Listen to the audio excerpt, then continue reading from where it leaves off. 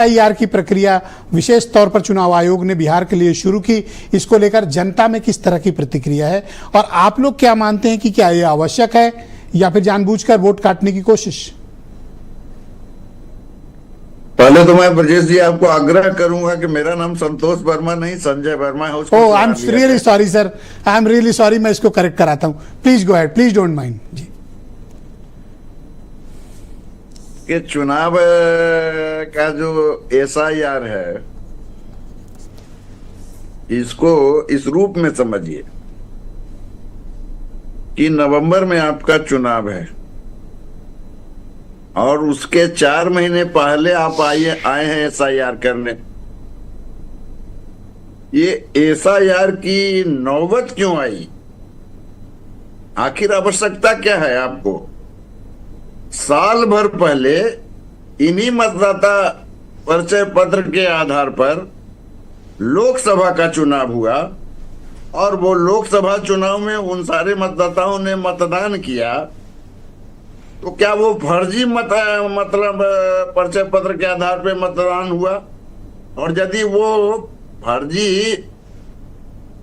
मतदान किया गया तो जो लोकसभा के सांसद हैं वो सारे फर्जी हैं, मतलब तो ही मन निकाला जाए। अब ये जो कह रहे हैं इलेक्शन कमीशन खुद ही कंफ्यूज है। इलेक्शन कमीशन खुद ही, आवाज नहीं आ रही है, मैं सुन रहा हूं sir, continue sir, continue please continue. Election commission खुद ही कंफ्यूज है। उसने 2 दिन लगातार अखबारों में विज्ञापन निकालकर यह स्पष्ट किया कि जो है अगर आपके पास दस्तावेज नहीं है, प्रमाण पत्र नहीं है, तो आप जो है जो आपको बीएलओ ने फॉर्म दिया उसको फॉर्म को भर के भेज दीजिए। और फिर आज उन्होंने कहा कि जो मैंने कहा वही सही है, 24 तारीख को जो कहा वही सही है। तो ये जो इलेक्शन कमीशन खुद में अपने आप में कंफ्यूज है, तो मतदाता तो भ्रम की स्थिति में है ही। अब उनसे जो कागजात मांगे जा रहे हैं जरा उसका बात को समझिए। आपने ठीक कहा, आधार कार्ड। जिस आधार कार्ड के आधार पर, जिस मनरेगा कार्ड के आधार पर आप जो 5 किलो राशन देते हैं, जिसकी दुहाई देते हैं कि पूरे देश के अंदर 80 करोड़ लोगों को हम खाना खिला रहे हैं, अनाज दे रहे हैं, तो अनाज जिसको दे रहे हैं तो क्या वो फर्जी लोगों को आप अनाज दे रहे हैं क्या?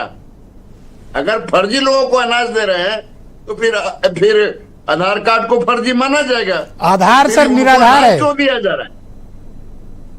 ये आधार कार्ड निराधार हो गया है। तो निराधार कहिए या दुश्वार भी कह सकते हैं कि जिनके पास आधार है उनके लिए तो आपको क्या लगता है कि ऐसा करने के पीछे आयोग की मंशा क्या होगी? शुद्धिकरण या फिर कुछ और?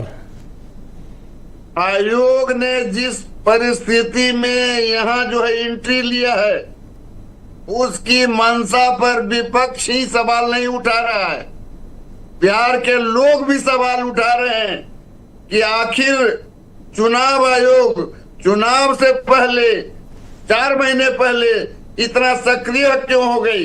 दूसरी बात, ये कह रहे हैं 2 महीने में कर लेंगे, ये कह रहे हैं 89% पुनरीक्षण का काम हो गया। बताइए, मैं बिहार में घूमता हूं, कहीं बीएलओ पहुंचा नहीं, आप कह रहे हैं 89% पुनरीक्षण खत्म हो गया। इलेक्शन कमीशन ने भाजपा को प्रवक्ता बनाकर दे दिया है डाटा कि इतना पुनरीक्षण का काम हो गया। बताइए, इलेक्शन कमीशन की जगह पर भाजपा के लोग उसका पक्षधर बने हुए हैं, इसका खामियाजा भी भुगतना पड़ सकता है। क्योंकि अगर गलत इलेक्शन कमीशन कर रही है, please continue with us sir. Second round में मैं आपकी बाकी ओपिनियन को सम्मिलित करूंगा। मेरे साथ मनोज लाल